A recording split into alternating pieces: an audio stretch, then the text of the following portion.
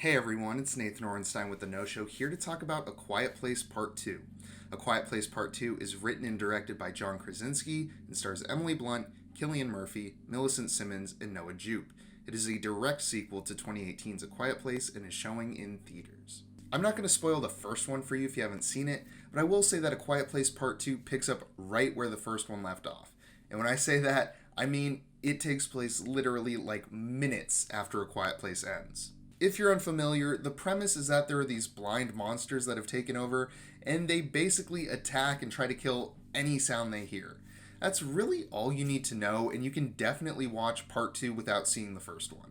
Anyways, Part 2 actually starts with the events of day 1 of this invasion, or whatever you want to call it. It then fast forwards to where the first movie finished, and, well, you get it. I am admittedly not really a fan of the first Quiet Place movie. I've seen it twice now, and I don't know, it just doesn't really do much for me, especially considering how much promise and potential the concept has. Despite my lukewarm feelings for the original though, the trailer really stood out to me and it looked a lot different than the original. And this one is a lot different, and it's a lot better.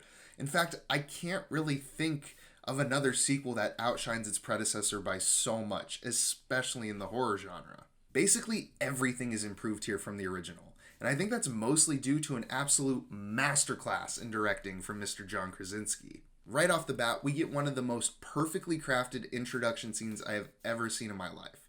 As I said earlier, it's kind of a look into the events of day 1, and wow, it's really just 10 or so minutes of some of the most incredible and perfect filmmaking I've seen in a thriller action horror movie. The movie never quite reached the high of that single scene again, but that's basically a near impossible standard to expect. That being said, the rest of the movie is directed phenomenally. While the first movie essentially takes place in one location, Part 2 really sees the family venturing out and even meeting other survivors. It's a huge change, but one that Krasinski pulls off really well, as it allows him to work with a bigger playground and just gives him more opportunity to show how hard it is to survive in this world. Part 2 veers more into action thriller territory than the more claustrophobic horror of the original, but this one still is incredibly scary and tense at times too.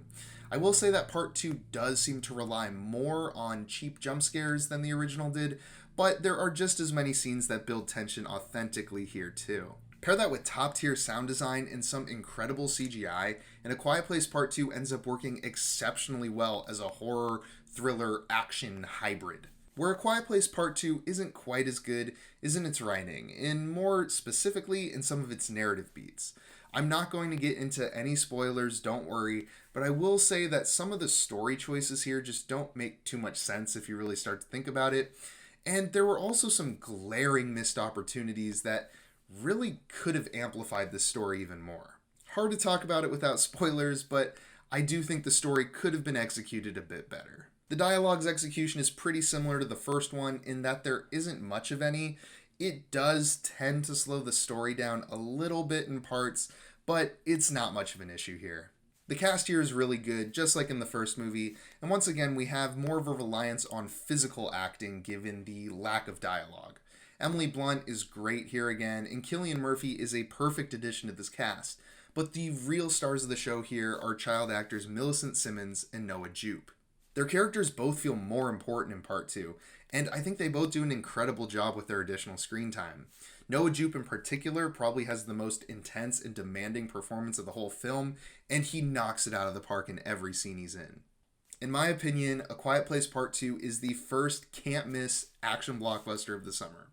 It's not as rooted in horror as the first one was, but I think the changes in approach here work really well for the most part, while still featuring a lot of the tension and scary moments of the original. John Krasinski has really blown me away with his direction here, and I can't wait to see what he does next. Even if you haven't seen A Quiet Place or just didn't really like it, I still highly recommend giving this one a chance. I'm going to give A Quiet Place Part 2 an 8 out of 10. If you enjoyed the review, then feel free to like and subscribe if you're new. And if you've seen A Quiet Place Part 2 or even just Part 1 before, I'd love to hear your thoughts down in the comments below. I've been Nathan Orenstein with The No Show. Thanks for watching.